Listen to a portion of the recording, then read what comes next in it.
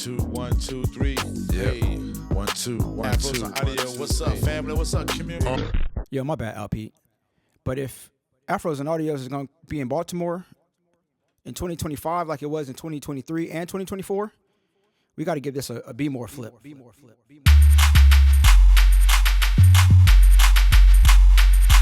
Afros and Audio. What's up? Afros and Audio. What's up? Afros and Audio. What's up? Afros and Audio. 1, 2, 1, 2, 3. What's up? Yeah. Hey. 1, 2, 1, 2. Afros and Audio. What's up, family? What's up, community? We talking about black community, joy and the love. Black voices being heard and undisturbed. Right. Black comedy and remedy, all stitched together for the perfect synergy. Being that black is America and international. Yeah, we run that too. Afros Audio, the platform to keep it all glued and tight. Yes, sir. The fam keep it true and right because we conquer in the day and rule through the night. Afros and Audio. What's up? Afros and Audio. What's up? Afros and Audio. What's up? Afros and Audio. What's up? Afros and Audio. What's up? Afros and Audio. What's up? Afros and Audio. What's up? Afros and Audio. Yeah. Hey.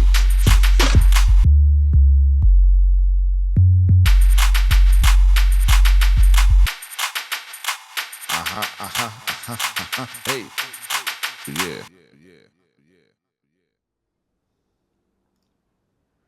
What up, what up? Welcome to the 2024 C4 Afros and Audio Festival Recap. Now, the C4 is an acronym for Content Creators of Color Collective.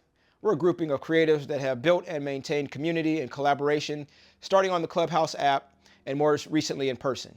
The membership of the collective spans various creative disciplines, from podcasting and photography to instructors and journalists.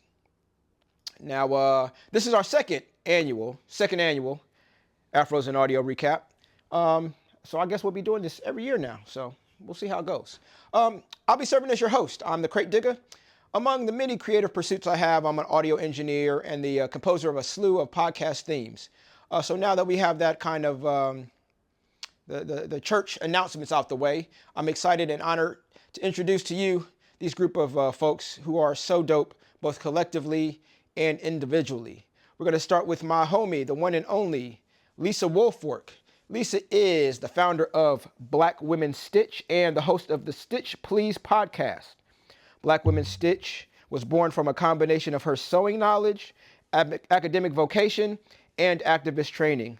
Lisa's a winner of Signal, Anthem, BPA awards, amongst others, and was recently featured in the New York Times. Go Lisa, go Lisa, go Lisa.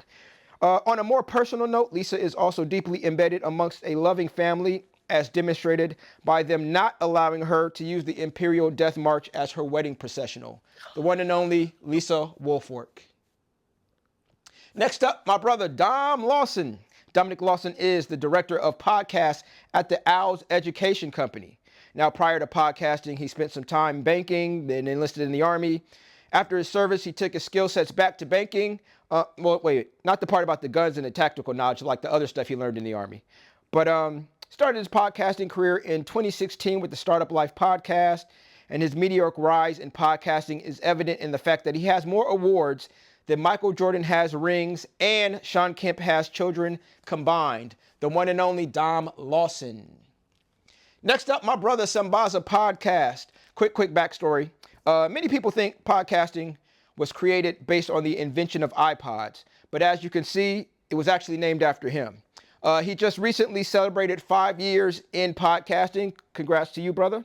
As a native Kenyan, Sambaza remains an excellent source of insight and perspective on issues ranging the African diaspora.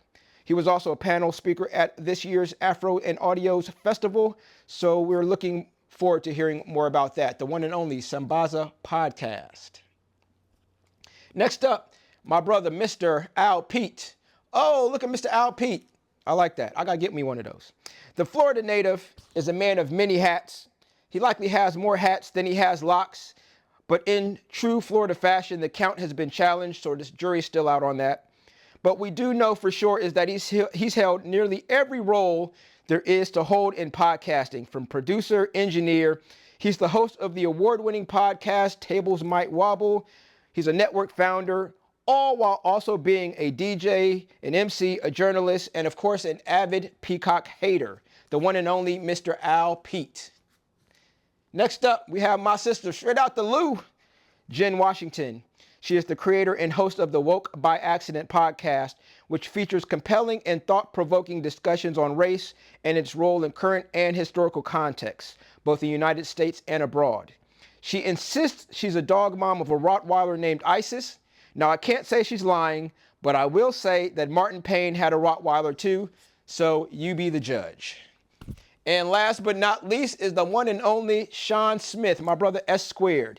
He is the founder of Dripping in Black Productions, which produces the Dripping in Black podcast, the Raw Conversation podcast, among others.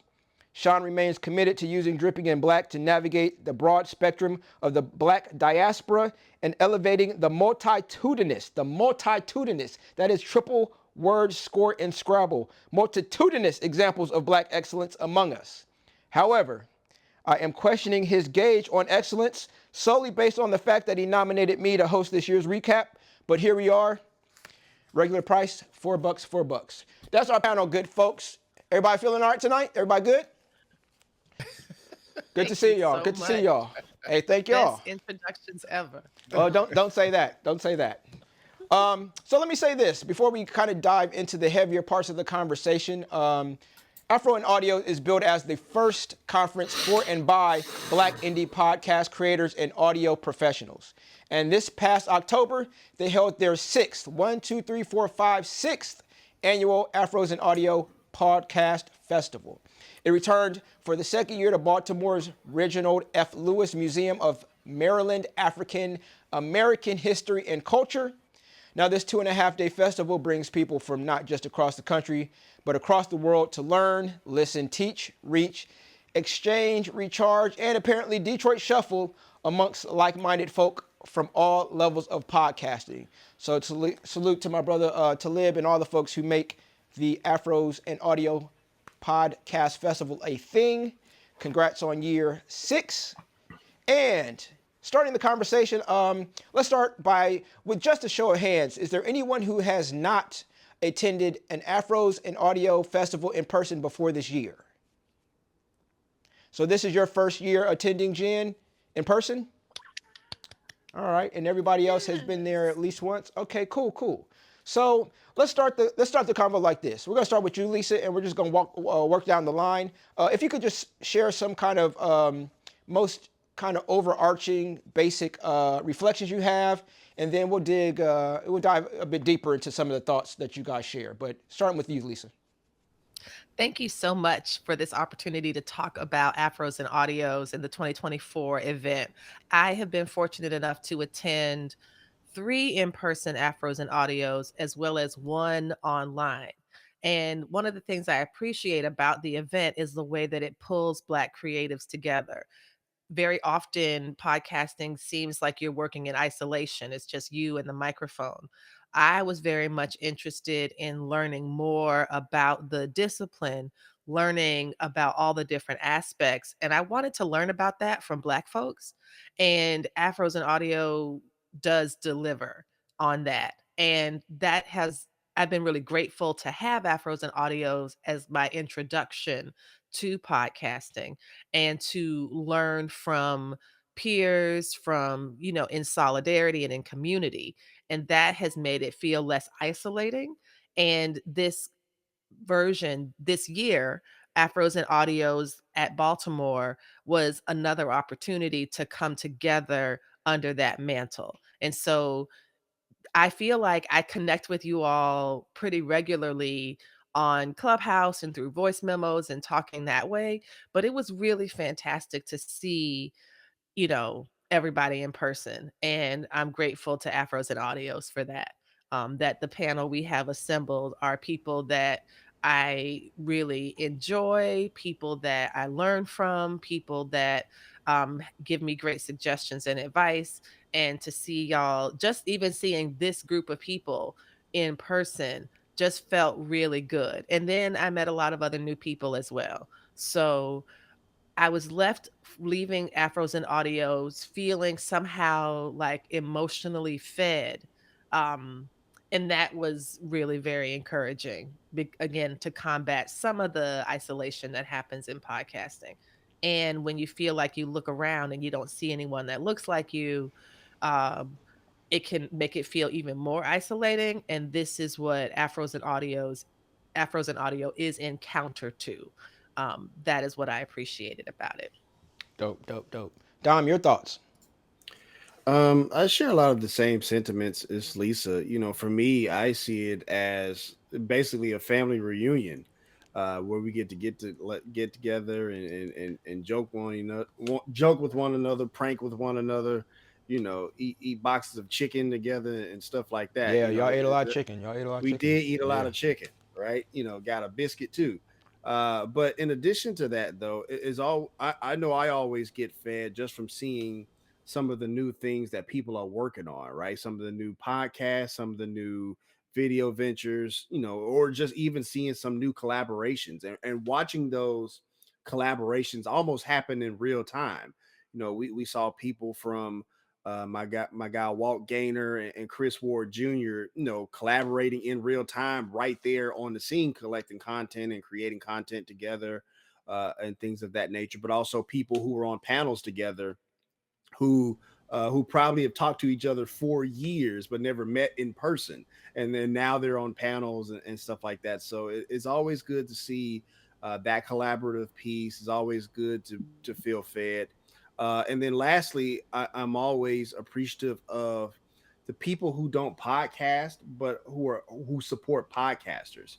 For instance, Bobby from CNN and is able to bring in the, like, we have archive footage and archive content for podcasters who do historical content or who are trying to provide that level of credibility to their work. And so even Mario, who is a producer for the Today Show and stuff like that, and other people who work on different things. So not just like linearly podcasters, but people who are truly audio professionals, and maybe not even audio professionals in the sense of producer or writer or something like that, but they support audio professionals. So I'm always appreciative to that when I see Afros and Audio, when I go to Afros and Audio.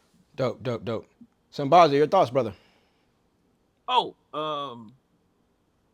it's a sense of homecoming for me, where I think for the rest of the year, I don't get a chance to meet all of you, but I get that particular chance and time to meet up and we break bread and discuss on issues that find we may not have found time to talk on off well online.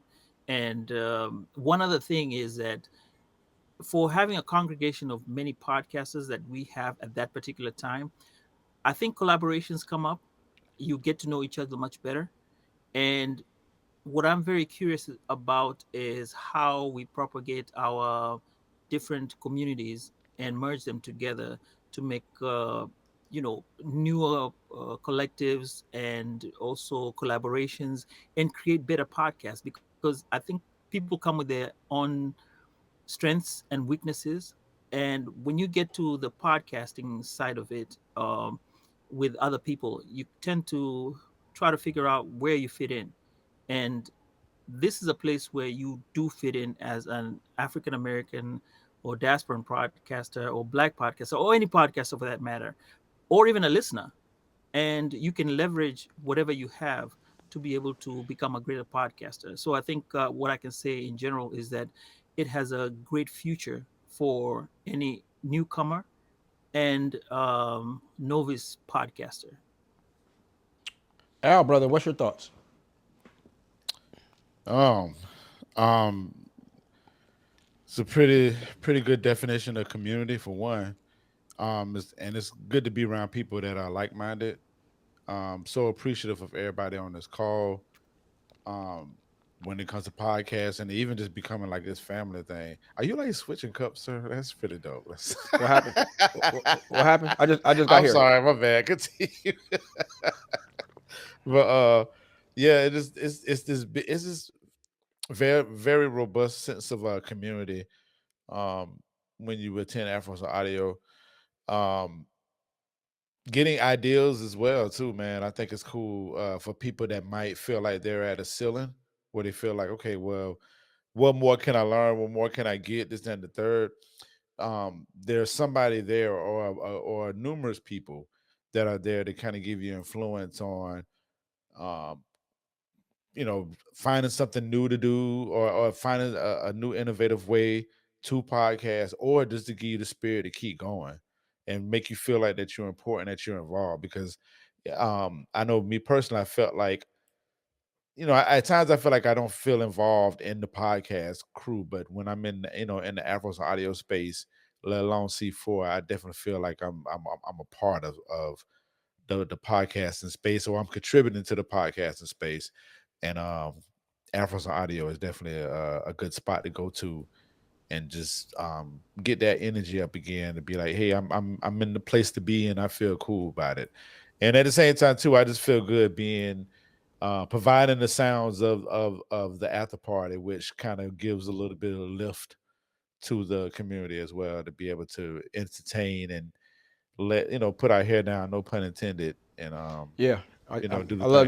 thing. I be putting my hair down every night before I go down. Yeah, Right, man. I be I, putting it I down right understand, next to. sir. I I understand. put it down right next to the bed. But yeah, I feel you. I feel you.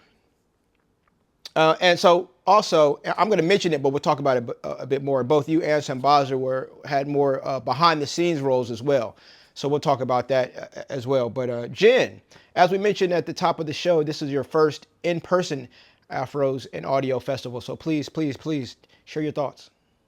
Yeah, definitely. And thank you for the opportunity to share about the 2024 Afros and Audio. Definitely had a great time. I agree with Sambaza that it was like a homecoming in a sense, being an audio professional. Sometimes in the podcasting space, it can be lonely, especially being starting out as a solo podcaster, and then when you come together with other professionals that do the same thing you do, you feel more.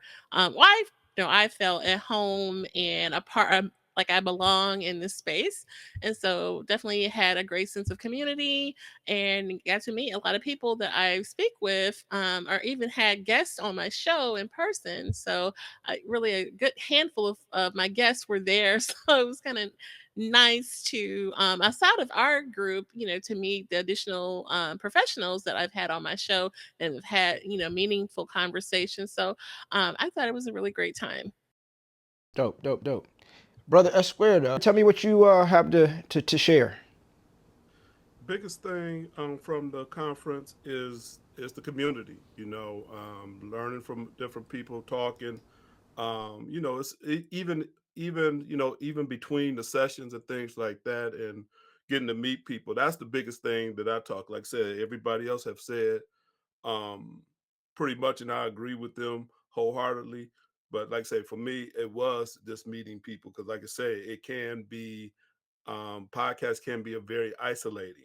Even though I don't do one by myself, and I'm really behind the scenes most of the time, it's always good to pop out and talk to folks every once in a while. I feel you. I feel you. All right. Well, thank you for those insights. So let's go here. As I mentioned, Sambaza and Al Pete had some behind the scenes experiences. So if we want to just start with kind of leading up to Afros and Audios, and kind of just if you guys want to briefly share your involvement behind the scenes, and then we'll jump in. If you want to start with the Friday when everybody kind of rolled into town, and then I'll let you guys talk. Don't mind me. Talk amongst yourselves. Al, you want to go first? Sure, I will go first. uh, so I help with the marketing aspect of Afros and Audio. Some of the duties that occurred was well, just really foreseeing the marketing part, just making sure that everybody, well, the specific people that need to be targeted get the information, and have it to where I can, well, with the team, could welcome them to the conference, because we want to make sure that people get an idea of what they coming to, instead of just bringing like the whole thing in it. So it's like narrowed down and so we created um, tools or media content to hit directly with them. So, i.e., the people that were seasoned, they had specific specific what's it called, classes that they would go to. The people that were new, they had a track that they would go through. So that was kind of like the new implementation that occurred this year. So me and my team made sure that people understood the differences of it. Um, we created the content as well. I did majority of it, like from the promos that you saw online. Shouts out to Talib that helped with the static. Well, when I say static, meaning like the branding that they had, and then I just kind of added my flair to it. So the video promos that we had, I had created those. All of the audio, I mean, out of the audio that you heard, the voiceovers, that was me talking.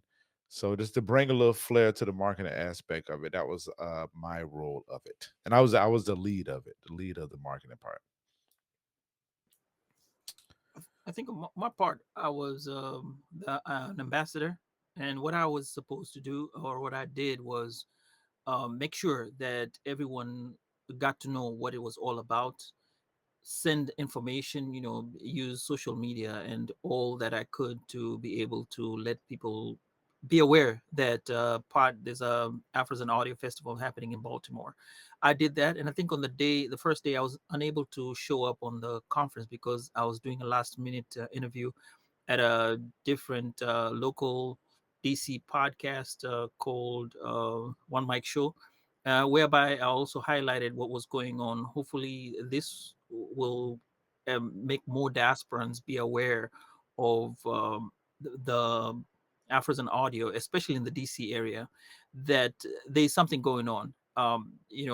Just a little bit, we'll strike one podcaster at a time and enhance that the podcasting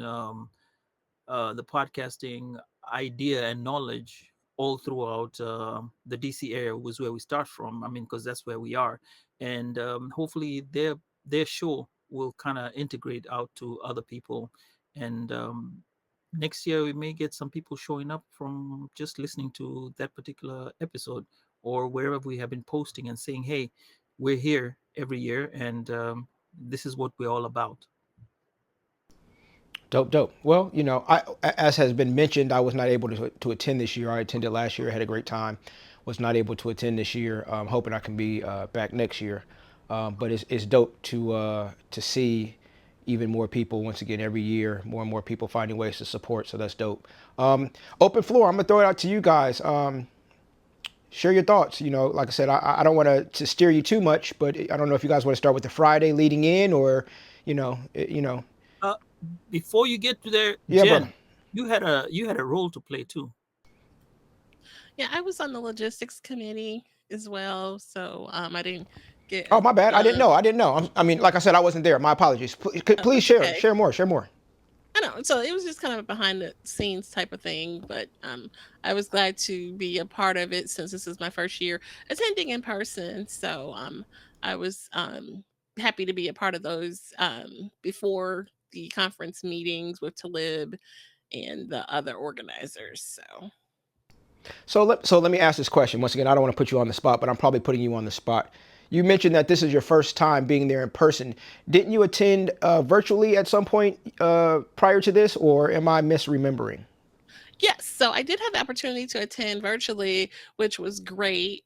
But like I said, being And we know it's hands not the same. on. Yeah, yeah, for sure. Yeah, for Keep going. Keep sure. going. So yeah, for sure. So definitely look forward to returning, hopefully, if things line up, in the right way.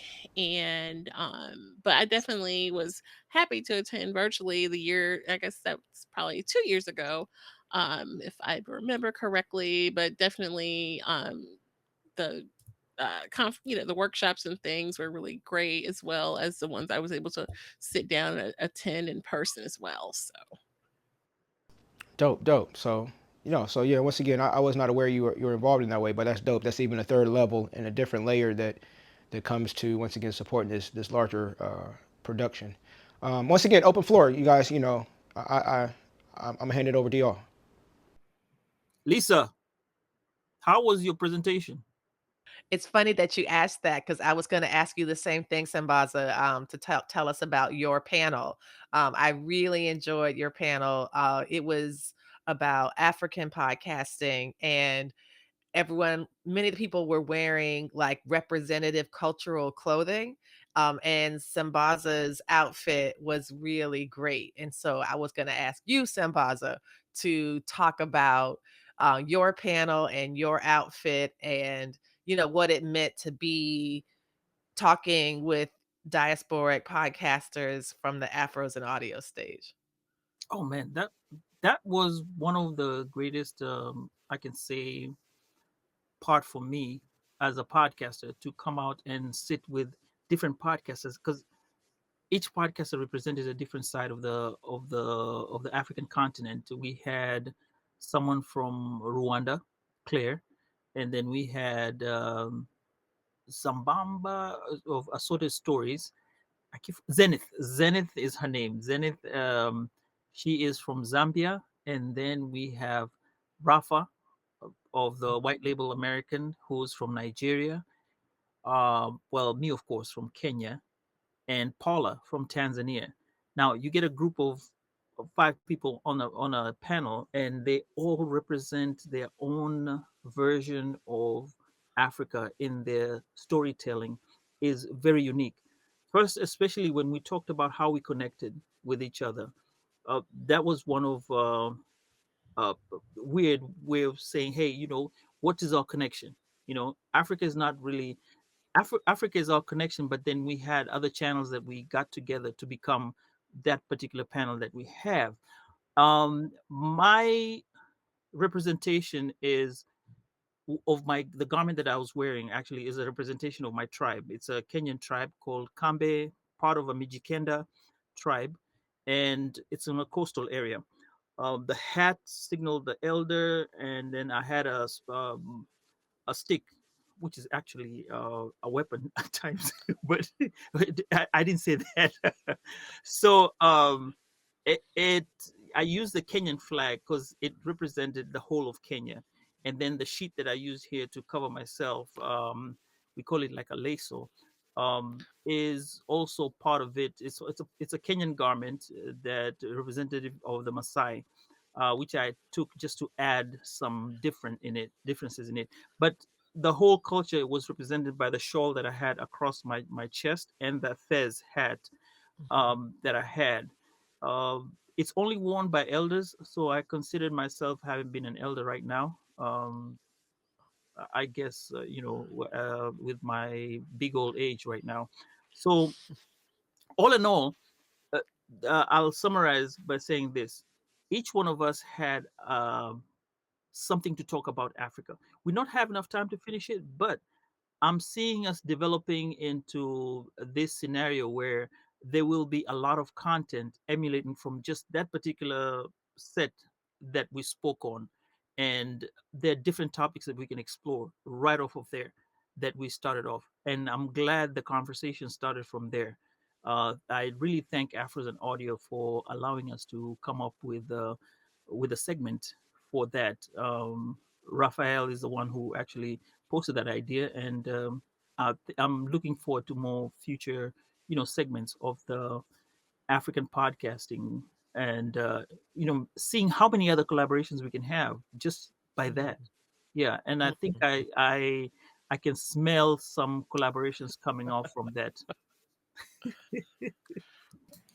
No, Um, it's funny you mentioned that because I actually have a meeting with Raphael this week about that very thing. Because and Sambaza knows this, but I don't think I've shared this with any of you. That particular panel discussion really affected me emotionally because and it just goes to show why we have this festival, why we have this conference, and why it's important for the stories from the podcasters from Africa need to be shared. Because when I was watching them on stage and with their garments and telling their stories and the sense of pride and joy that they have from their perspective, respective countries, it made me feel as an African American born here in the United States that there will always be a part of me that is unsettled, right? And so it's like through their stories and their panel, there was a connection back to Africa for me. And so Mm. again, I don't think people understand like how sometimes we take certain things for granted, right? And so like I'm hearing, Sambaza talk about his tribe in Kenya. I'm hearing about Claire talking about, living in Switzerland, but also going back to Africa. I'm hearing Zenith talking about Zambian music or whatever, right? And I'm like, and I think it just goes to show that like black is definitely a spectrum, right? Absolutely. And it's so much in between, point A to point B on that spectrum. And so I was very much moved by the pride and the affirmation of self that the African podcasters had. And I definitely it was an emotional moment for me for sure. And I I wanted to also make sure I love shared that. I also loved how I learned that I've been saying Tanzania wrong all this time because Paula says Tanzania. Paula says Tanzania, and she's from there. And I'm like, no, no, Warner Brothers, that racist cartoon company, taught me that it was really called something else. It's yeah, yeah. That was really great to hear, And and if I you think ask that's if one of you ask Siri, there's no telling how she'll pronounce it. So yeah. exactly, exactly. So I really felt like I was like, oh wait, I'm gonna try to say this the right way from now on. I'm certainly gonna mess up, but I will try. And that's one of the beauty of voice. And what podcasting can do is that it sends out these audio waves that really sometimes connect right into our hearts. And that's what I think Dominic is describing. And I think it's something a lot of African Americans can connect to because of that rupture that we have. And that's why I think people do the DNA thing so they can figure out where they're from and that kind of thing. And so it was really beautiful to see it, to see the conversation happen on Sambaza's panel, and to be connected in that way and to have people come all the way from, I think she came, the Zenith come all the way from Switzerland. I thought she came from Switzerland for That this. was clear. Claire did, yeah. Claire, my bad, Mhm. Claire. So that's again also very impressive, the kind of the international nature of the event. Before we go, and I might be overstepping or moving forward than what I need to. And Sambaza, we talked about this prior to, but I just I really want to like hone into this. I mean, some of them, well, this in particular, I would like to hone in on it more. I would want the admin aspect of it to hone into it more because this is a very beautiful story, very beautiful information, education, uh, just like Dom says, self, pride, all that stuff. Um, if we can hone into that stuff more, it's just a recipe for bigger things that could happen. Like this is an easy storytelling type of aspect. It's an easy type of marketing thing that could happen. We need to hone into these type of stories and these type of panel discussions and everything. If we can hone into that a little bit more, it'd be awesome. It'd be really awesome because yours was beautiful, Sambaza, and I told you this, telling you this again and again. But that panel, that the way that they got put together like that was, yeah, it was very good, man. And I feel like it left a lot of people like, hey, we want more of this, and this is a lane that um could definitely be driven down from your end and having the support of Afros and Audio backing that up. You know what I'm saying? They could just be a receipt for like bigger things. Mhm. Oh man, wonderful, wonderful. Cool. So once again, I don't want to steer the conversation too much at this point. I kind of want to let you guys kind of share what you want to share. So, I know we didn't specifically talk about the Friday, which is kind of the pre-conference or the kind of arrival time and the mixing and mingling and all those things. And we kind of jumped into the Saturday and Sunday of the actual presentation. So, I mean, that's cool. We can keep rocking that. So I know, let's say this. because I know some of you guys mentioned it, that some of the formatting had changed in terms of how the structure of the classes, seminars, presentations, etc. Previously were held. So if you guys want to each take time in whatever way is applicable and appropriate to talk about, that change and what your thoughts on, if you thought it was effective, if it was not effective, if you thought it was good but needs, or great don't change, or what are your thoughts on this, on the new format, as was laid out? Or maybe we could ask Jen that question, to put Jen on the spot as somebody who has done it twice and did it for the first time in person. What did you think of the tracks, of the different ways that you could go through the festival as somebody who hadn't done it before? Did it feel like you had a variety of options that you could say, well, I'm not a beginner, so I don't need that, since you've been doing this for a while? How did the tracks land on you? Did you feel like this is a good set of variety, or was it like, oh, I want to go to both of these things at the same time, for example? Yes. And so I feel like there was a great variety of offerings. And there were certain ones that piqued my interest, obviously, that I kind of zoned in on, that I wanted to attend. There were a few that were going on at the same time, but of course, just space logistic wise, everything can't be spaced out, and you have to have, multiple um, things going on at a time. But for the most part, I would say, I had an opportunity to take in a variety of sessions. The ones I was interested in, for example, the storytelling one and the AI one, stand out for me, and I had a good experience with it. Excellent. For me, as somebody who's been quite a few times, I also liked the new structure. I liked that they were finding ways to meet people where they are. Like if you're a brand new podcaster and you're just starting out, that there was information that was tailored for you. And then if you are an audio professional, there's information that's tailored for you. And I think they had one in the middle as well. So I just thought that that was a great idea.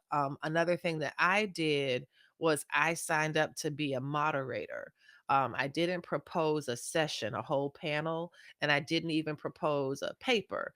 And I thought that I liked the way they had streamlined that process, because when I signed up to participate, I was happy to be put wherever it was useful. Um, that I can moderate, and I was able to do that. I pulled the panel together, met the panelists. They were very earnest, and wanted to do a good job. We met several times. We even had a mini rehearsal beforehand, and then we were able to meet in person, and it went fine. And so that really taught me that people do put a lot of energy into the work that they're doing, that they take what they're creating and bringing to Afros seriously. And so that was a nice way to be involved, and to support people's new learning, as they're growing their shows by sharing insights that are targeted to where you are in your podcast journey. Dope, dope, dope. S squared, what are your thoughts? So I'm not going to try to get you to make it a compare last year to this year, but having been at least the past 2 years, and whatever previous involvement you've had, what are your thoughts about the format, how it was laid out this year? The new format, if I looked at it personally, I kind of fell in between, and that's kind of my personal reflection is, where do I fall? So like Jen, you looked at topics and things like that, and you see what topic piqued your interest, regardless of what track it was in. So that kind of guided me more so than one of the certain tracks. And then when you had to decide, I don't know if I did one. There was one that I split. So for example, I didn't get to hear Sambaza speak. 'Cause I tried to hold. So I wanted to hear at least everybody speak. But I had to also want to go down to the one that's talking about podcasts in classrooms. I'm an educator and I just wrote a program for podcast for kids. So I wanted to go down there and see what they had too. So I split myself and kind of miss both, if you want to look at it that way. So or miss pieces of both.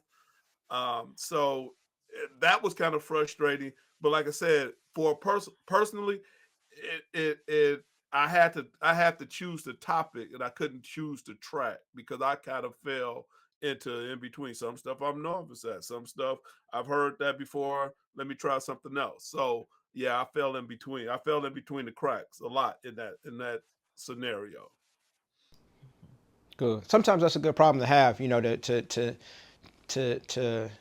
have and not need versus need and not have. So, you know, if you got, you know, all of these different things that you could be interested or interested in going to, but can't do them all versus having all these classes and you're like, none of these interest me. So, yeah, so I dig it. Cool. I guess my next question would, well, let's back up. So one thing we talked about in last year's wrap up specifically was the energy engagement that, like, you know, mentioned last year, how we felt at least a shift between Saturday evening and Saturday night into the Sunday, with things being different in the layout. And then once again, some of the other events and sessions that were going on before LP had them line dancing again. Do you feel like the energy was different this year than kind of what we experienced last year? Or do you think, well, and not just different, but do you think it was, and I don't want to personally put a valuation on it, so let's just say different. What were your thoughts about the energy kind of before the Saturday evening or Saturday night engagements, and then moving, you know, forward out from there? Well, my energy was off because I ain't had no vodka. They ran out of vodka, so my energy was off, and I would not accept that anymore. Lunch was that the same day as lunch when you had that vodka and cranberry Hold and the on. man bought We, the we, vodka. we, That made it. we make we We making a made it note on to that. we making a note to management that Al needs vodka on his rider or he's not showing up. He said he's not starting the gator up until the vodka. You got okay. All It's right. So flowing out. Hey, yeah. was outside the thing. The gator was outside. The gator was like, "Nah, that ain't no good and well. My homie need that vodka." I talked to the people. They said they got it taken care of. Shouldn't be any more problems. No, but in all seriousness, no, I mean, I feel like it was fairly the same. I mean, I heard a person or two mention like, well, I wish we would have had it in the hotel versus the location that we had it at. Not sure why I didn't really get too much into it, but I think the energy from Sunday was you know, from Saturday to Sunday was pretty cool. I didn't see any like difference or changes to it. And I'm just glad that everybody was having a good time. It was some, well, it was about the same for me. I know when I was looking out in the crowd, it was like it was a lot of heavy networking going on. It was some dancing and strolling going on, but it looked like people was really making some plans out there. Like I feel like it's gonna be a lot of collaborations come between now and next year. But I'm talking about it was groups of people, maybe like one on one or one and two or whatever. But it looked like everybody out there was like networking like to the max. So I'm just looking forward to that. One of the things I thought was really great about Saturday night, in addition to an absolutely amazing DJ who managed to do his very excellent work vodkaless, was the fact that the BPA, the Black Podcasters Association, was there, and also the BPA, the Black Podcasting Awards, were there, and they gave out the Legends Award. And I thought that was really great. The ceremony is usually online, and you can watch it on YouTube. but they reserved 3 of the Legend Awards, the special category that they introduced, I think, this year, maybe. Um, and 3 winners got it, and 2 of the winners were present and 1 was not, but the people that were there were, they gave remarks. And that was Twyla Dang, who was represented by Adele Coleman.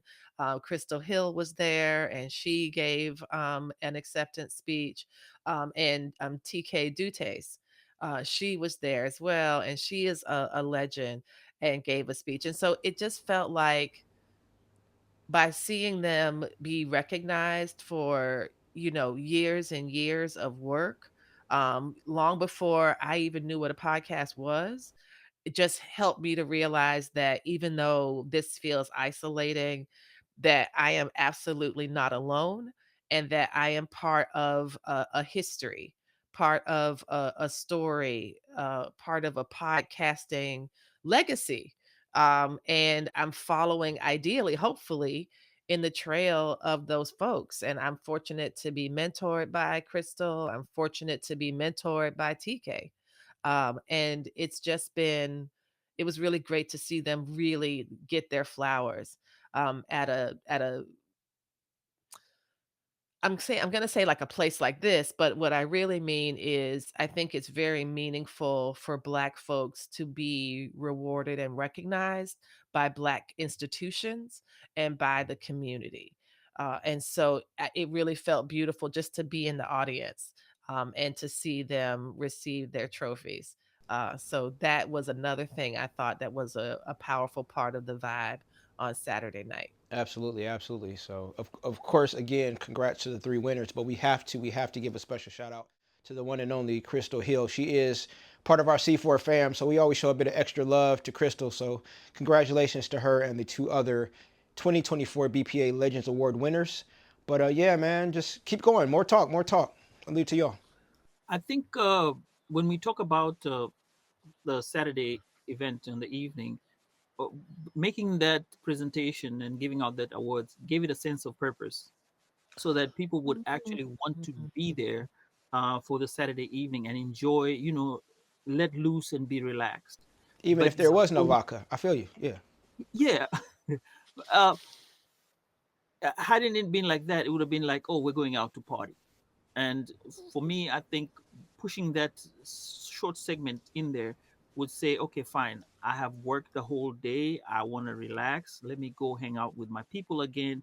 We'll have some dancing, and we'll kind of network again, much better than what we did on Saturday. Because I think no, on Friday, sorry. Because on Friday it's more like, okay, you kind of figuring out what's going on. And some people don't arrive on Friday, let's show up on Saturday morning. And so at least give them a chance that, oh, I saw you, and I'm meeting you again in the evening after that ceremony. And then you have conversations about the ceremony, and who knows what you're going to talk about when you're there, part of the line dancing, the DJ playing some Afro beats, something like that. So Oh, he's hating. He is.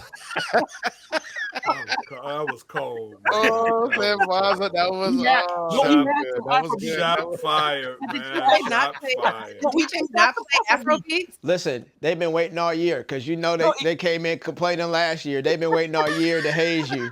They, no, what you were they've been asked for waiting. was something else. What you were asked for was something else. You played Afro beats. I'll hand it to you. You did play it. I heard it. So I mean, that's part of the whole conversation, making, and we had fun about it. It was great. Um, You should have brought him some Kenyan vodka. You would have got what you wanted. Exactly. We know how much Al Pete loves requests. He loves you would have requests. made it. Please, please come to him with a request and $1. He will do it gladly. No, it would have 4 made it. oh, quarters, a Jesus. bill, no matter what. He Listen, said he's done a a lot sheet of more. He paper. said he's done a lot more for a lot less. So Hey. You give him a sticker, and he'll play the song you want. oh man. But all in all, I'm saying even at that evening, I think we all made some connections. I made some new connections. Actually, I'm trying so hard to get into the Star Wars thing, and I met one of the ladies who did the Star Wars show. Oh, Mind the Force podcast from the Yes, Mind the yes, Force yes, podcast. yes. Yes, she So, won the BPA for the best blurred podcast this year. oh, Yes. okay. Yes, she did. She So beat me. She beat me in that category. Yes, she is very great. it's so funny how Very the nice. conversation started. The conversation not start like, "Hey, how you doing? Um, I have a podcast by that does Mind the Force or anything." No, Corey's the one who walked up to us, and Corey was like, "Do you like Star Wars?" I was like, "What do you mean? Do you like Star Wars?" I was like, "I haven't watched that. I haven't watched it." Well, if you What? like Star Wars, you gotta talk. Yeah, seriously. So he was like, "If you gotta watch Star Wars, and then you gotta listen to her show." I was You like, We think need you to know a we need to person. do a whole another episode of why you haven't seen Star Wars. But keep going. You think you know a person. You know they got like 90,000 movies, right? I mean, you ain't stumbled upon none of them, not even the Lego movies. Like, wow. let me tell you, it's a long story. So that was the premise of everything. It's And then okay. it was Star Wars like, is a long movie. Keep going. exactly. Yeah. And then now the conversation was like, oh, how did you start your podcast? And she was like, oh, pandemic. So I sat and watched Star Wars, and then here I am creating this podcast. And I was like, oh, and here I go. I'm trying to start learning. Well, I'm watching her podcast, even though Corey said, no, no, no, no, you gotta watch all those episodes first before Oh you my go listen to gosh. it. I It's a wouldn't do that spoiler. to you. So it was an interesting way of meeting people. I mean, this was a new interaction. And by the way, also the reason why we were talking was because in the morning she had said something when Chris Ward was having a panel, and at the same time as we were having that conversation, Chris Ward came, and they had a, like, hey, thank you for standing up and talking about that emotional thing that you were talking about this morning. And it felt great to have just one conversation, two conversations in one, just sitting there and just laughing it all out, and creating a connection. Right now, she's following me, I'm following her, and who knows what Yeah. might come off of it. I love that. I really love that. And I think it's that collaborative spirit because people are just so happy to find each other, and to make these kind of connections because so much of it is done, like we said before, just kind of by yourself or with, if you are fortunate enough to have a host, a co host, it's just, you think it's just you in your own head. And it's nice to know that, if you happen to share an idea or a thought, it's something that somebody else might be thinking or struggling with as well, or that they've developed a solution and now you can benefit from their experience. And then you find out that your buddy, um, Al Pete, is producing other podcasters that we had no idea. It just happened to Oh yeah, run he got into a secret somebody life. that he's producing her podcast. So, I had to talk to her about that. And, I had to go listen because, Al got some dope sound beds that he put in everybody podcast. Al throw his stuff in it. So, you find out these other secrets, always secrets that's always given out during these times because, we have all these great people. Um, I would say this, since you are being positive, let me give another perspective. I did the BPA awards thing. That was cool. I just think we got I let me speak for Shawn. I got spoiled last year because we had space. You had space. You had that big dance floor. You had the table so you could go around and talk to people with the music. The music is not sitting right on top of you because the place we were in was way smaller than the one we was in last year. So that's just, and me not being a dancer and stuff like that. I'm going to be more social in that setting, but it was hard to, because we were in, where Al was DJing. Um, that room was way smaller than what we had last year. Hmm. The dance floor last year was bigger than that whole space was on that side of the bar that did not have any vodka for our boy. So, I mean, not only gonna be smaller, you ain't gonna have no vodka, They really, got rid but of the that's a vodka to different make thing. space for y'all.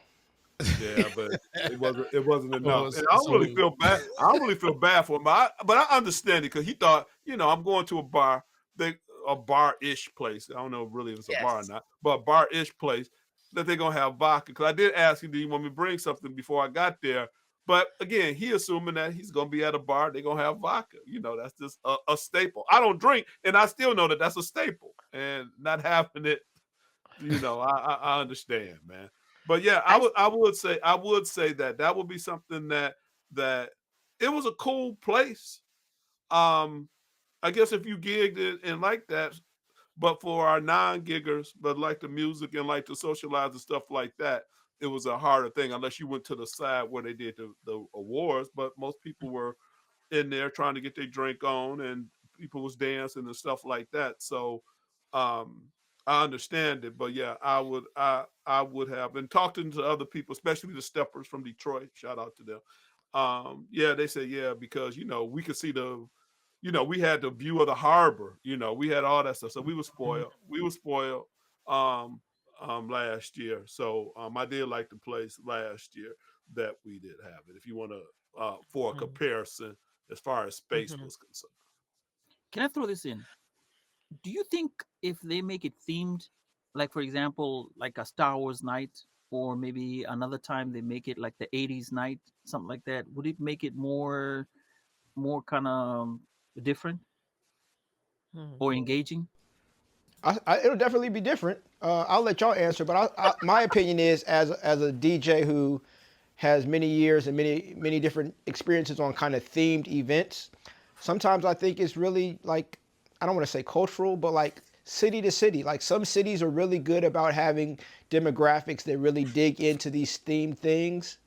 Sometimes it's the age range, sometimes it's certain cultural dynamics involved, depends on region and location. And then there's some places where you throw an 80s party and people come, and 20 minutes into the party, they ask you to play the song that came out last week, like we having an 80s party. So I think it's really hit or miss. I think if it's something that's intentionally marketed and shared and all that, and people really know what's going to be on hand going in, and then once again the community start to interact, and maybe there's a prize, maybe there's not, maybe it's just once again in the spirit of community and having a great time. But I think it'll definitely be different. I can't say whether that different is better or not better, but that's just my opinion, more so about the concept of themed events versus an inference about afros and audio. Like this year, We maybe did. done all white. Frankly, Beverly, something like that. It's possible. I mean, there. I don't want to name the other conference that did that, but one of the parties was themed, and to Craig's point, it was kind of hit and miss. And it was funny enough, it was an '80s themed party. Some people Mm. understood the references. Obviously the black folks had their, Run DMC, and Kango hats, and everybody else had like the Cindy Lauper thing and this, that, the other. So it was kind of, different. And some people just, like to Craig's point, wanted to, here's something that was released last week. So it's definitely hit and miss. But I think it's worth a shot though. I think that would be kind of cool to see, just to give it a shot, see what happens. I wonder about trying to find a theme that everybody would enjoy. And I think one of the things about a themed event is that you have to pack for that. I mean, at least that's at least how I imagine events. And so I've attended other events, for example, Chicago Frocktails, which is a really fantastic sewing theme party. It was a 3-day event. It was the longest Frocktails ever. It was really fantastic. And they had a white party on like one of those dinner cruises that go along the river. Um, and it was beautiful and it was great, but you had to, but people packed extra for that. And so I wonder if, I mean, I think a white party is a really easy theme. A lot of us are used to white parties. It's, I never knew why we picked that color because I can't keep a white outfit clean long. But, I will do my best for the sake of the group. But we love a white party. So that's not so bad. I think, everyone just brings their white outfit. Um, but I don't know. I just think that could be really, if it was able to be simplified like that, I think it would really work. But I also wouldn't want to burden, um, the planning committee with another layer of things to do, logistics to do. And maybe Jen, as someone who did work on some of the logistics, if you, I don't know, what are your thoughts on a theme party on Saturday? Y'all talking about white in middle of October. Y'all got people's great grandmothers and rolling over in their grave talking about wearing white I'm after about Labor to Day. say, I'm listen. I'm from the South. Ain't no white going after Labor Day. That ain't. I know it might happen everywhere else, but I know down here after Labor Day You is putting a wrap. people's black cards in jeopardy. But keep going, I'm y'all. Keep just going. saying. We brainstorming. We brainstorming. Or Ain't none of this set in stone. Something easy. or we could do the C4 Collective can go in and on a theme, We're and gonna we do decide Star what's Wars. We're on. gonna do Star Wars theme. So start Yeah, we decide researching. C4 Collective Star Wars That'll theme. That's what's going to be, and then we tell everybody, look, we're coming as Star Wars, and when we show Before up, we all before you show say up as Star anything, Lisa, stop. Because Wars. I know Yeah, you're about to get excited. So you stop. yeah. I was asking Jen my question and I wanted to hear Jen's answer. Thank Right, you, Jen. sir. No, I think a theme would be fun. It could even be Halloween. It's pretty close to Halloween. And that could be, costumes, a 90s theme. Yeah, I think that could actually be fun. So, And then we could come up as our group being the ones that come. Let's say if next year we're gonna go wear crazy ugly sweaters, it's gonna be ugly sweaters. C4 Collective came up with ugly sweaters, so something like that. So That's it's not We're not letting you on the committee. that's not gonna be There's it. I seven. can tell you. It'd be different if you like. There's seven of us now. It'd be different if you like we was gonna go as Wu-Tang, but we can't go like ugly sweater in October. Like I don't even know. No. I wasn't even there, but I don't think I was in DC that weekend. It wasn't sweater weather. I am just It was throwing ideas. We can figure out Throw that one something. You're right. elsewhere. Throw that one in the trash. But keep going. Yeah, Keep throwing them. Yeah, we gotta throw them in the hat, and then we figure out which one will work, which one will not work. Not that one. But We're gonna throw it in a hat whole like Cam thing is- Newton wears. It got a hole on each side. Oh, man. Keep going. But you get what I'm saying. Just create our we can make it ourselves. Just show up and Gotcha. if Yeah. they can't do it if we cannot have the whole theme. I mean, it'll be fun to kind of see who's gonna show up as who. At that like Jen Mhm. said, Halloween. Let's see who's dressing up as Halloween and what you're gonna come up that evening for. And hey, gets a conversation started. But I think that that's a could be great. I fun. think that's a great point. I know one thing that we. So let me kind of share this on two different levels. I know last year there was I think it was an app. I can't remember, but I feel like there was a conference app that we were able to engage on before we actually got there. And then as we got there, we were able to meet people and see the different speakers. I know one thing Yes. we threw in that app was suggesting, for those of us who maybe wanted to go to a cigar bar or something over the weekend, and even though it never happened. So maybe that's something that doesn't have to be kind of an official sanctioned Afros and Audios thing. It could just be, hey, this is our annual, for some of us, this is the only time we see each other in a year. So it might be our annual C4 meetup, and we're gonna have this as a theme for the Saturday night party. We can put it in the BPA. A lot of us are BPA members, so put it in the BPA app and see if other people want to be a part of it. So I think that's a great concept that it doesn't have to. Let me say it like this, and I say it respectfully. Like, we don't need Afros and Audios permission to do certain things. It can be something that we just choose to do in our process of supporting and participating in the conference. Yes. Yes. Amen. Amen. Actually, we did do the hoodies last year Oh yeah. for our Yeah, it was photo shoot. hoodie season kickoff. So yeah, we have a hoodie party. Yeah. Now That wait, could be I'll be fun. DJing. Somebody gonna pass out. I'll be causing. Oh yeah. problems. You would have definitely passed out at this year's because you would have had no space. Oh, that thermal would have been Drenched. burning up. Right. You'd have been out there. You've been out there out there wet out there. Yeah. So that didn't lend itself to space to be in a hoodie at a dance at a party like that. Cool. So I am not pushing us to close, but I guess we're gonna start our downhill turn going into Sunday and closing out the conference. Let me ask this, because one thing, once again, last year we talked about is kind of how, depending on travel schedules, people start moving, start leaving and moving away from the conference at different time frames on Sunday. So how did Sunday feel both in comparison Mhm. to last year and in evaluation of itself without comparing it to previous Sundays? I think for me, because we were presenting on Sunday, we created so much hype and tried to get as many people to come on Sunday for that particular episode. What I did notice is that a lot of people were leaving on only came for the Saturday out, the Saturday time slot, and not for the Sunday Oh, one.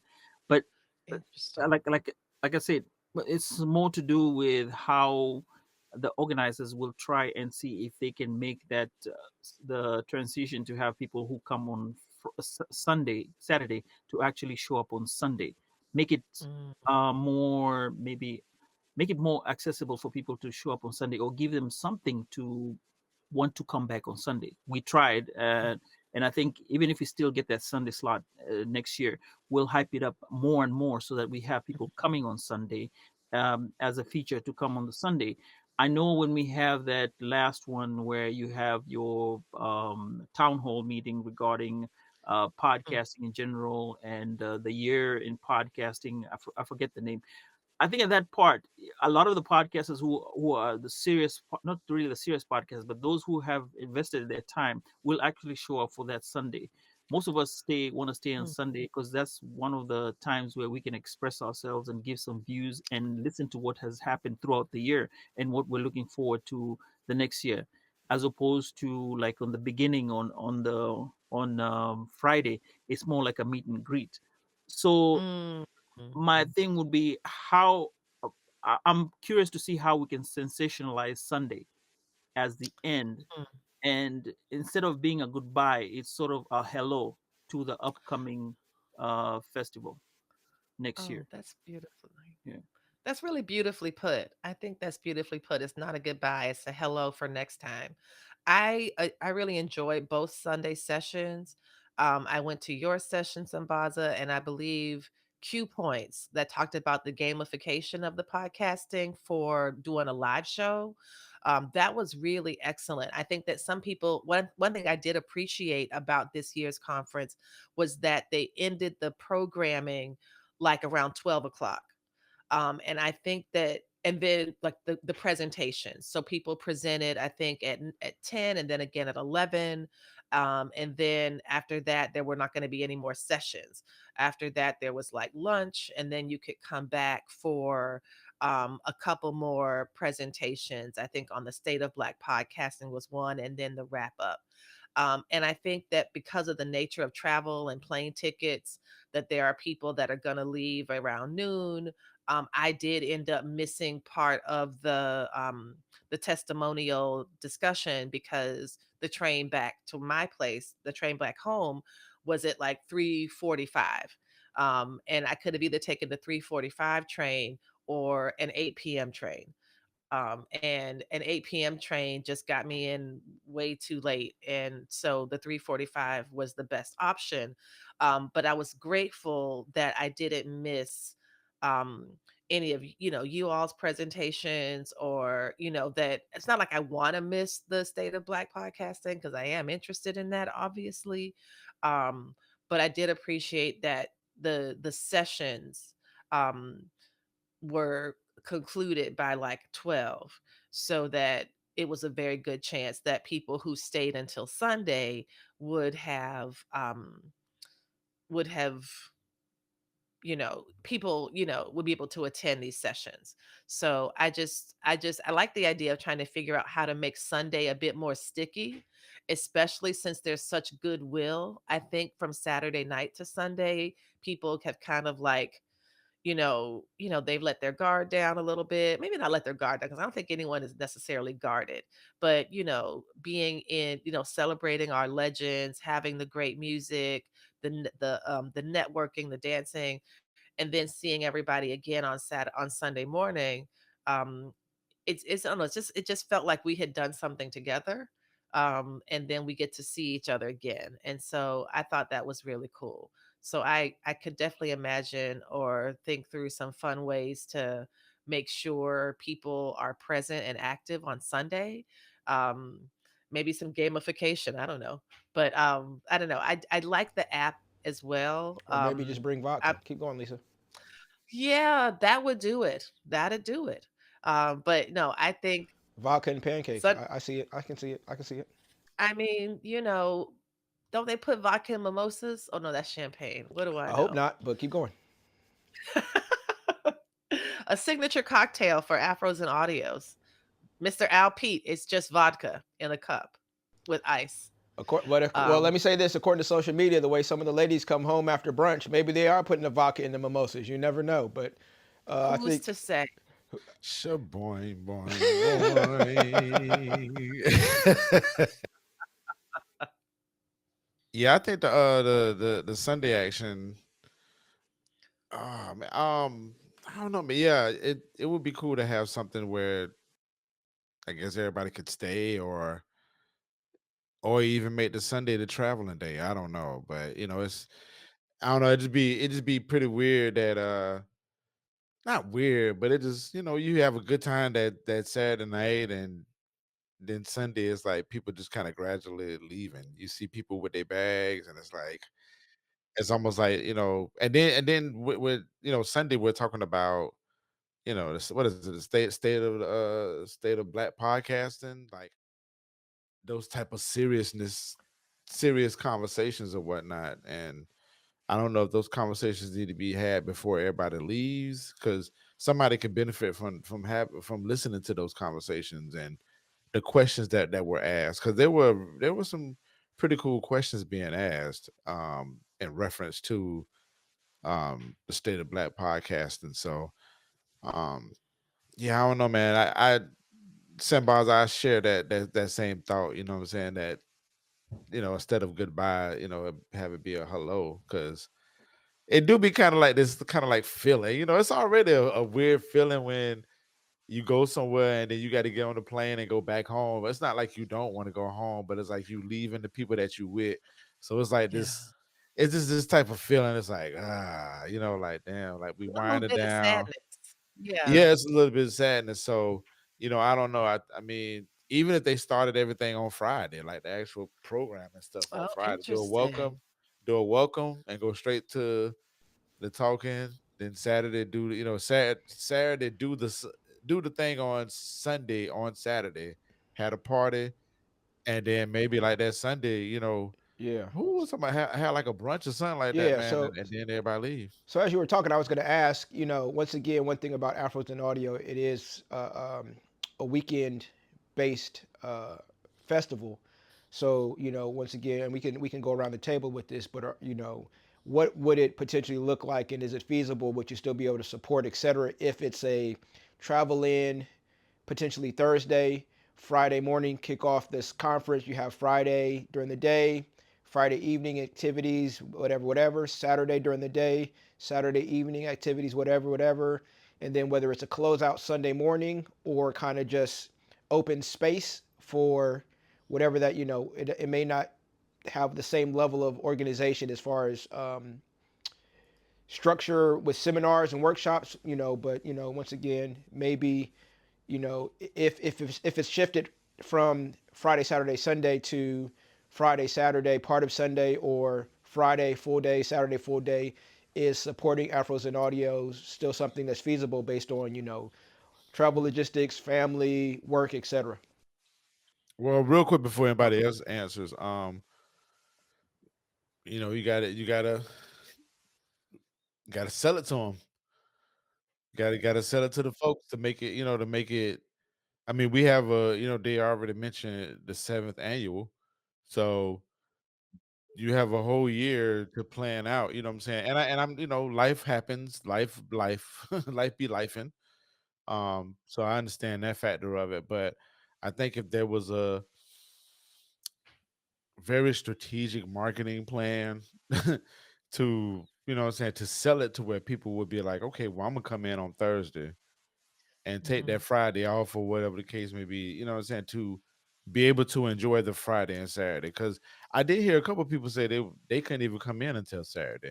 And it's probably because of, work or whatever. But if if Afros Audio can have it to where they can do some type of selling point or push it to where people, bring people in, people will take that Friday off and make sure that they there on Thursday and go from there. But I feel like it's just a matter of shift. I think if they just shift it, shift it up a day, I think majority of people will be supportive of it. Mm. I would It take does it. bring in the hotel. I think when we think about facilities, and I was thinking about that. I was like, well, if I came in on Thursday, then that's like an additional night at the hotel. And I think that if we're thinking budget wise, there's some folks, who might not want to spend an extra night at the hotel, though flights tend to be a little bit cheaper going on Thursdays rather than on Fridays or Saturdays. Um, I was just wanted to mention that I really liked the hotel that they chose. I wasn't so sure about it because I didn't know that particular brand, the True by Hilton, but they had a pretty decent breakfast and I really love it was kind of almost like a dorm. I think Esquire, that was your commentary about it. The rooms were very interesting, but I mean the common areas, like the little cubbies, the little chairs that like spun around, um, the open areas where like a bunch of us, like after like Saturday night or after Friday night, just sat around and waited for DoorDash to come and And ate talked chicken. and Uh hung huh. I out heard. I heard. and ate chicken, and like that part that's totally unscripted.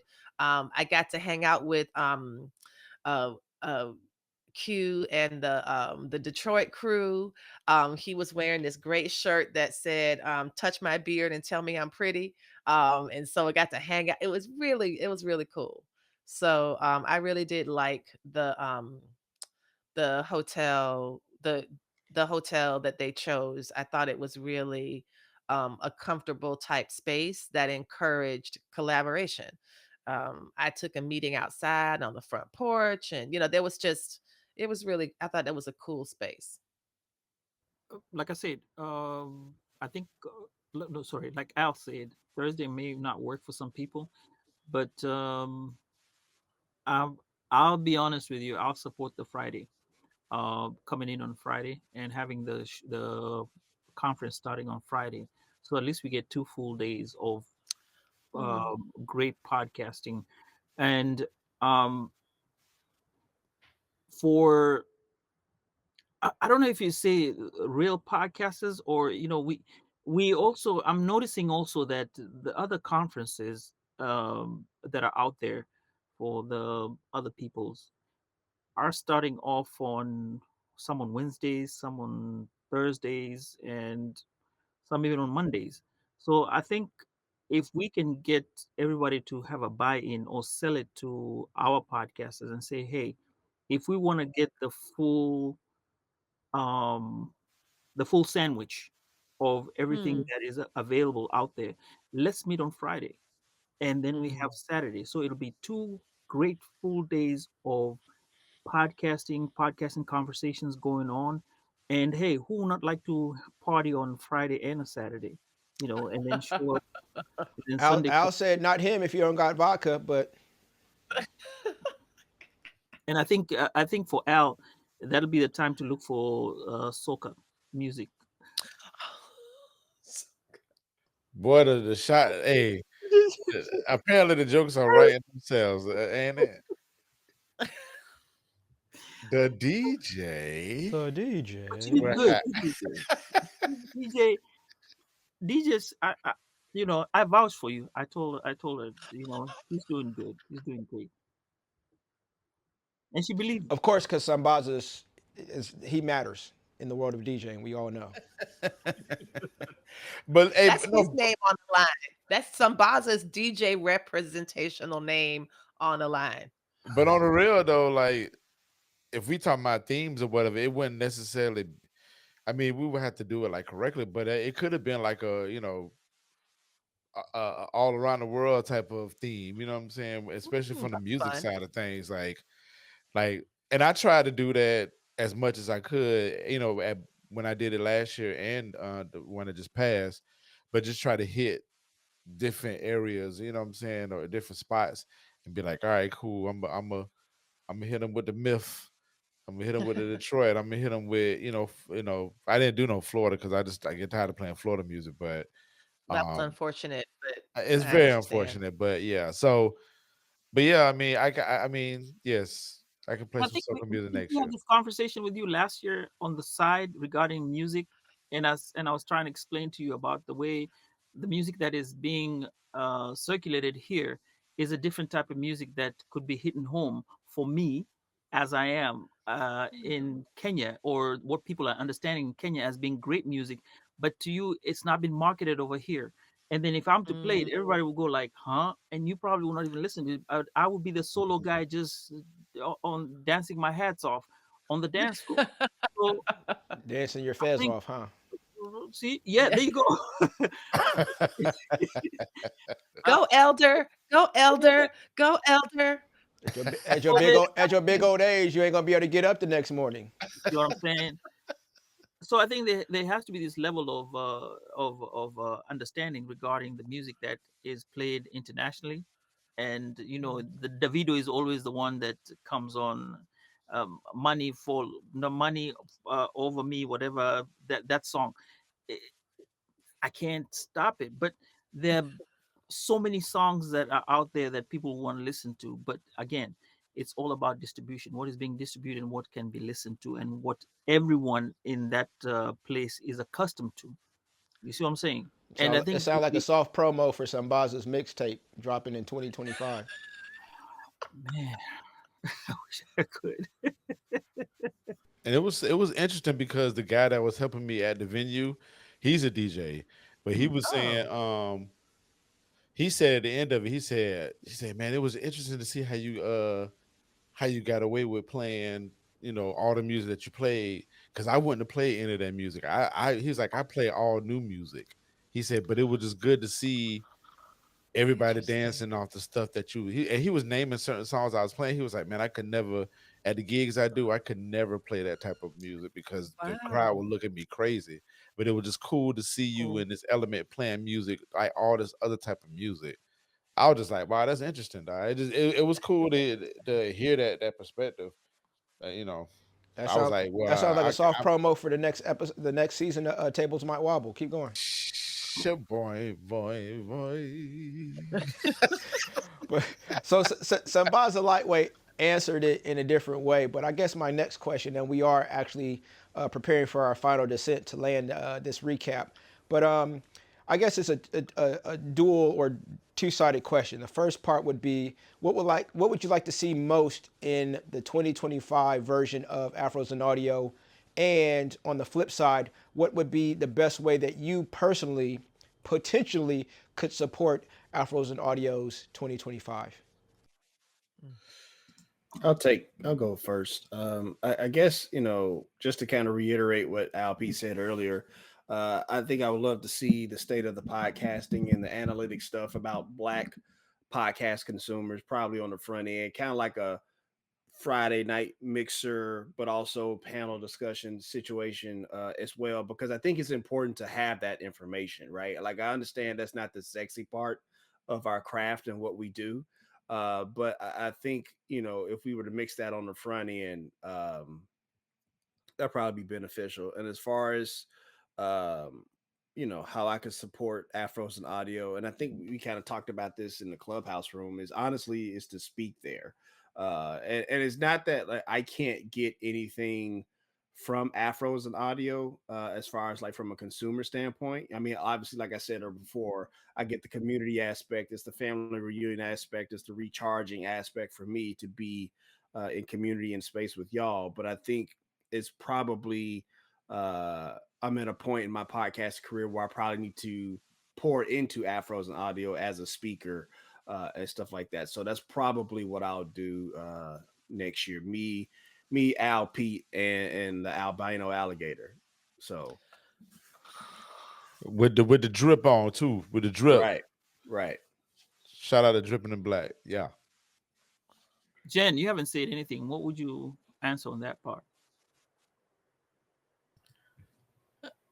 So, yeah, I agree with what Dominic shared. Having some of that information that a lot of people may have missed because of travel obligations be upfront, and I think Al mentioned like a brunch could be like the wrap up or something like that.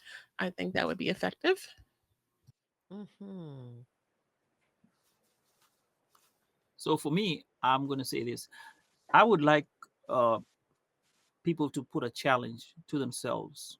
Um, each time you go to the, the Afros and Audio, when you get out there, how many collaborations are you able to maintain or create out of it? You know, how many people will come to the show, or how many people would you be able to engage with and have ideas to come up with?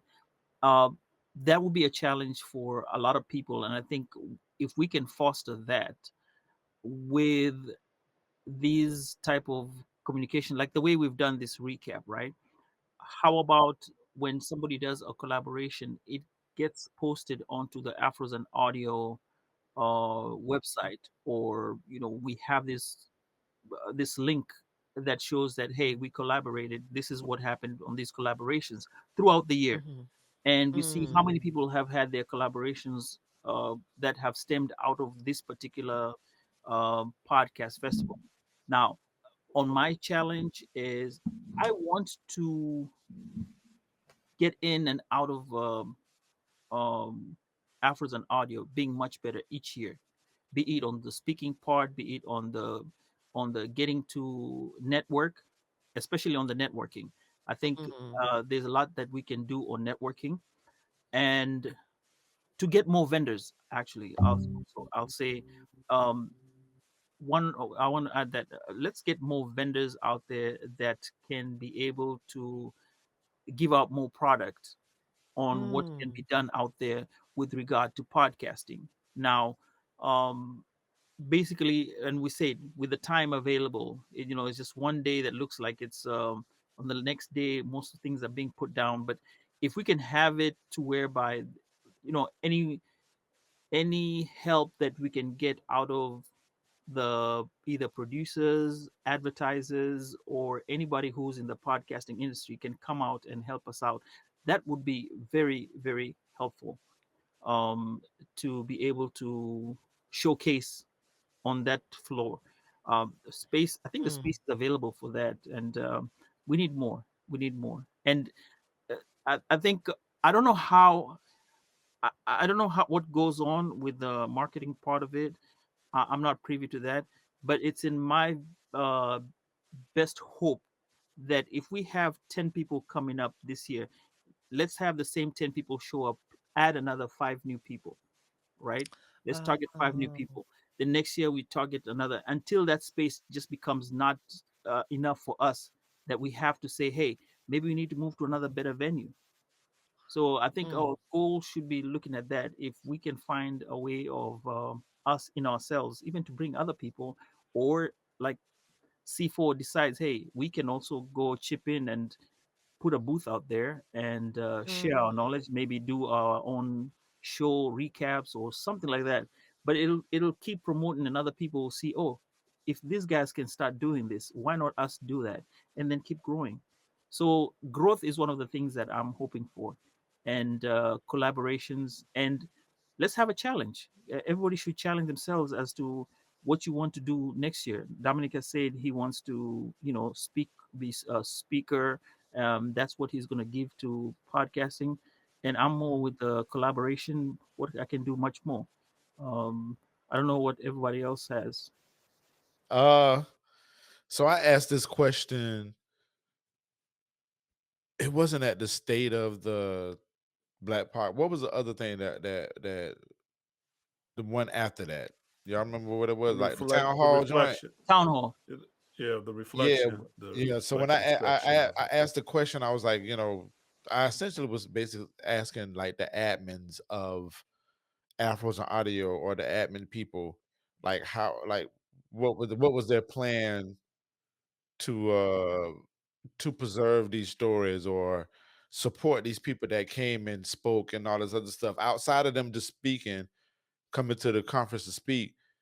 what what plan is in place for to for them to speak, and essentially somebody was basically saying, well, they're there to speak, it's on them to network, or it's on them to get the stuff. And I'm like, I feel like the Afros Audio or the admin or whoever identifies in what I'm talking about needs to, give an incentive, i.e., if somebody's like Sambaza's podcast, I mean Sambaza's platform, panel, it should have been recorded.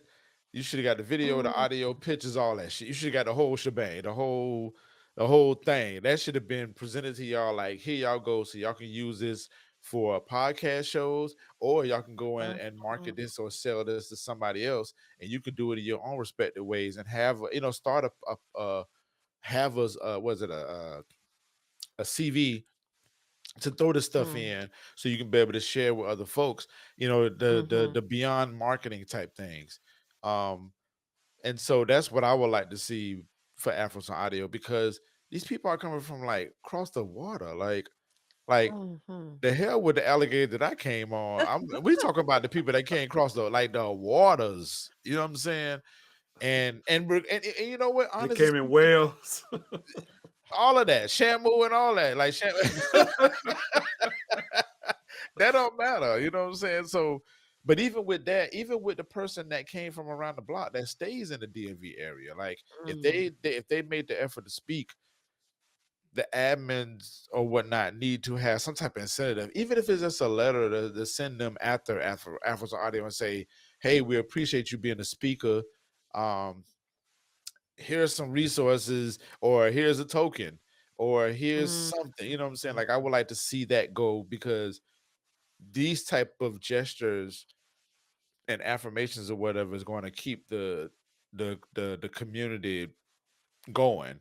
You might not have won an award this year, but hey, I got this Afros Audio letterhead, you know what I'm saying? And everybody in the podcasting world is familiar with Afros Audio. Like, people know who Afros Audio is, regardless if it's for whatever reason. In the podcasting space, everybody knows what Afros Audio. So if you got a letterhead saying, hey, I spoke this and the third, somebody from another festival might be like, hey, we listened to this. This could be a contribution to our stuff. It need to be that after marketing thinking on that I would like to see happen with Afros Audio. And so I would like to, help in that regards to for that thinking and that thing to take place. Um, I forgot the second part of the question, but I mean that's the main thing. But I just want the community to grow. Like, the community part is just beautiful. I always leave with great energy. Um, all the new people that I've met, I've been networking with them. Like, I've built like this very great relationship with Q Points. They're like them like my Oh yeah. they're not even my cousins. They like my brothers. You know what I'm saying?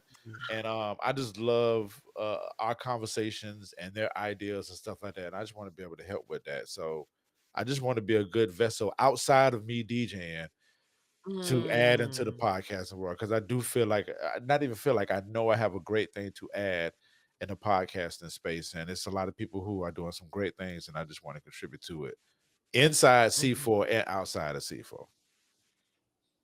Hey, y'all forgot this. Y'all slipping on that Sipping Sundays, that panel with B More and the lady about adulting is hard, and I forgot the one who was a moderator, but the three of them when they came to the show, I'm just gonna put this in. When I walked in after they had already started, and I thought that they were doing the same podcast. There were people who were on the same podcast, but only to find out that each one of them had their own podcast. But the chemistry that was going on between the three of them, you would think that they actually. I thought the Sipping Sundays was their podcast for the three of them. I was like, wow, this is actually great. And it's so funny how you notice people can click together and create this great presentation out of what, out of just coming together and being bunched together. Because I think there were a lot of speakers, so they had to be put together. You were told, okay, you're going to be put together in this particular group and this particular group and this particular group Mhm. together, and to see how those people came in and talked, I mean, Oh, to yeah. whereby I was like, wow, y'all were Mhm. not in the same podcast together. They were like, no, we all have different podcasts, and that was really Oh, special. I just want to throw it out there. And one more thing, Al, I did get a recording. Somebody did record the full episode for our podcast, so I have that on audio. Plus, with the Sipping Sundays panel, I have those two recordings. Somebody offered those to me. It nice. was Oh, that's David. beautiful. Yeah, it was David. David's photography. I'd like to mention that Oh, he helped Dope. that. Yeah. Right. All right, close this out, Square. I'm not gonna close you out, but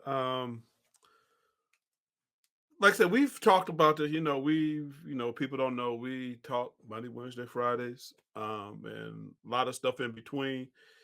Um, as far as what I would like to see, I do like, and that's kind of been my thing that I would like the structure to be a tad bit different, um, because you have to make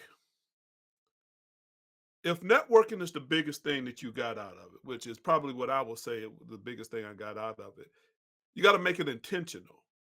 And because if you don't, you miss sessions because you out there networking or things like that. So I do like that extra day. I do like those things that's intentional.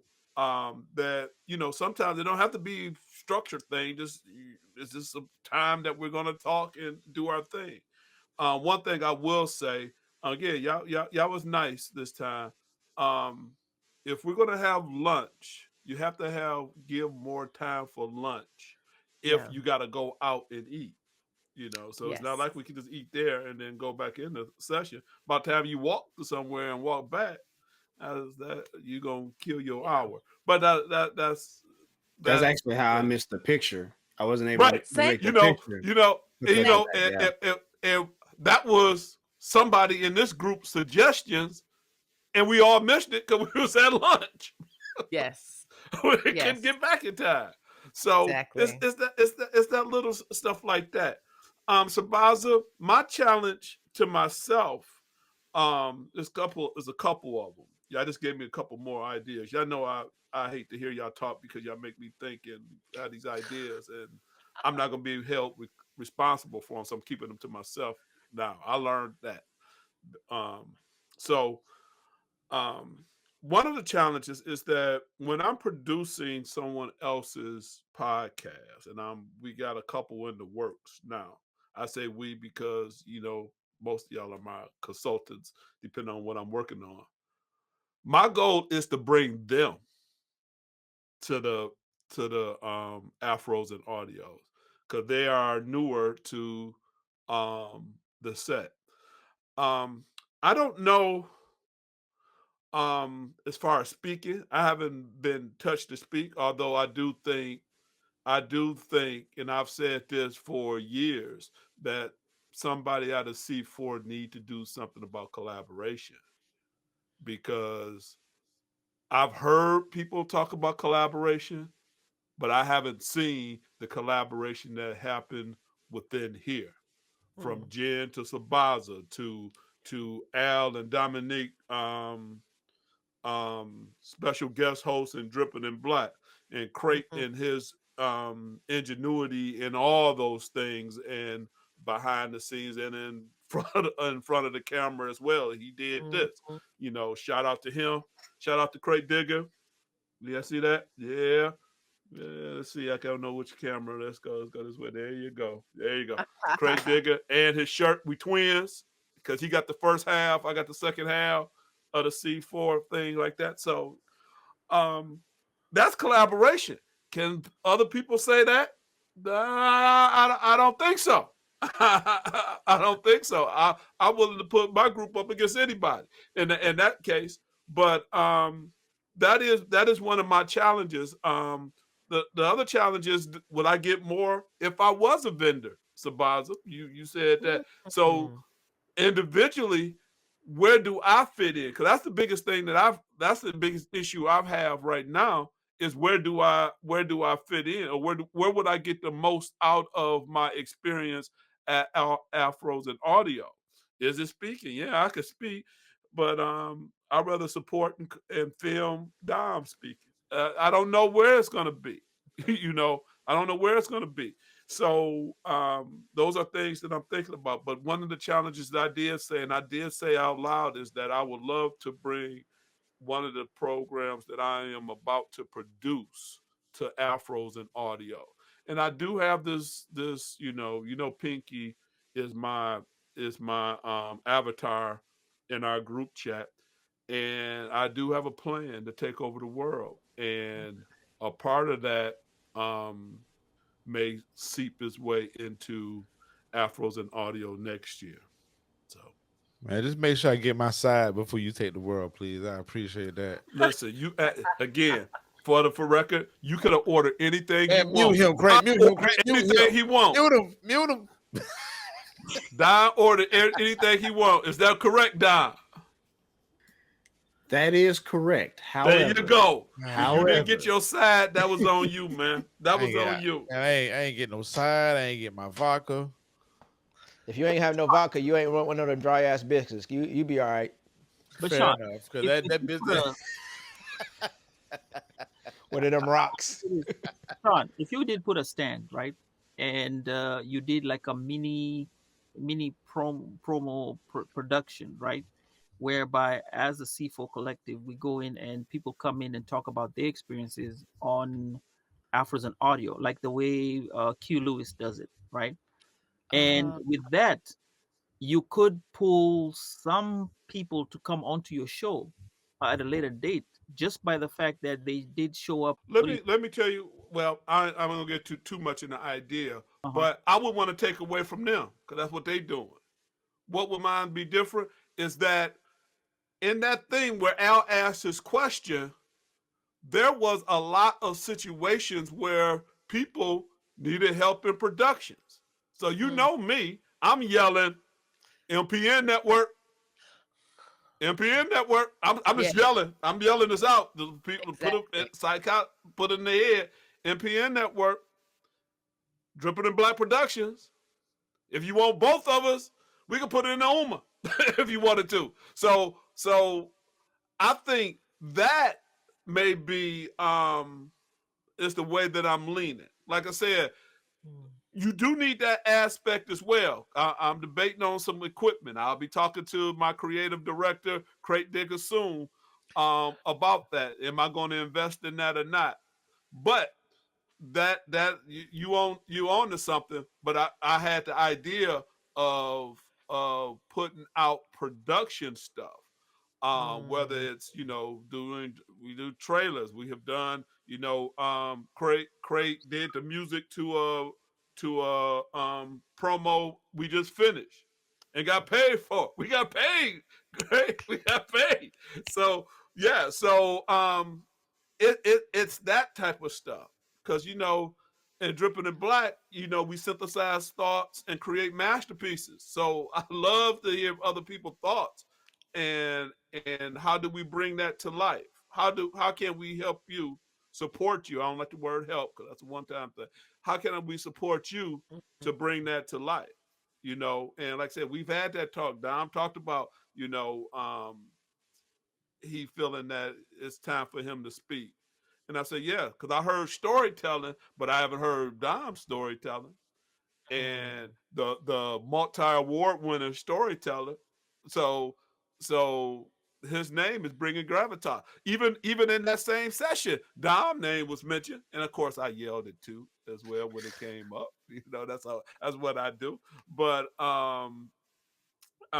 yeah. So that is Sambaza. That was a great way of saying that. That was my challenge to myself, and I'm still figuring it out. But I got a couple of ideas. So that's rolling. So. When we get closer, I'll mention more. Sounds good. But I also gave y'all the save the date thing too. Yes, March indeed. 7th through the 9th. Yeah, 2025 is a big year. Got a lot on tap, collectively and individually. So let me say this: as we are once again, have landed and are taxiing back to the gate. I want to give first. I want to say thank you to you all for joining us, making time for this recap. I think it's important for many different reasons. And as we have shared, there's so much that we each individually and collectively take away from Afros and Audios that we could probably talk for another close to 2 hours. And we won't do it here, but we will do it ongoing throughout our clubhouse meetups. But once again, I want to take the opportunity to say thank you to Lisa, who is the founder of Black Women Stitch and the host of Stitch Please podcast. Thank you. Appreciate you. Dom, my brother, he is the director of podcasts at the Owls Education Company. Thank you, thank you, thank you. My brother, Sambaza Podcast, is executive at Sambaza Media Group and apparently a music expert. I was not aware, but we can add that as well. My brother, Al Pete of the NPN Network. Appreciate you, brother. The one and only Jen Washington. She is the creator of the Woke by Accident podcast. Thank you, thank you, thank you. My brother, S Squared, Shawn Smith, the founder of Dripping in Black Productions. Thank you, thank you, thank you. And once again, I'm the Crate Digger. I have been honored to be the host, facilitator, mediator, jokester, whatever you want to call me, of this year's 2024 C4 Afros and Audio recap. If you could, please be sure to do that thing that we need you to do on YouTube. Hit that link, follow, subscribe, not just to me or to us, but all of the folks you see today. All of their links are going to be down in the description. So one by one, go to their YouTube pages, hit that follow button. If you're so moved, hit that subscribe button. Do those things. Those little aspects of your presence mean a lot. And also, as many people share, but Sambaza specifically said, as you take this conversation, consider implementing aspects of it in your greater presence as part of the larger podcasting community. Once again, we want to say special thanks to all of the guests, to Lib Jasir, all the other folks who have planned, marketed, supported, and attended Afros and Audios, not just this past year, but over the many years. And of course, we got to send a special shout out to our fairy pod mother, the one and only Crystal Hill, on her Legends Award. I'm going to close out this recap the same way I close out a lot of my live streams. I say, you can have the dopest car in the world. You crash that car, you can always get another car. You can have all the money in the world. You can lose your bank card. You can be a victim of fraud, whatever. You can always make more money, but you don't get time back. So I want to say thank you to everyone who spent time with us on this recap. With that, I'm the one and only Crate Digger. Peace and love. We out.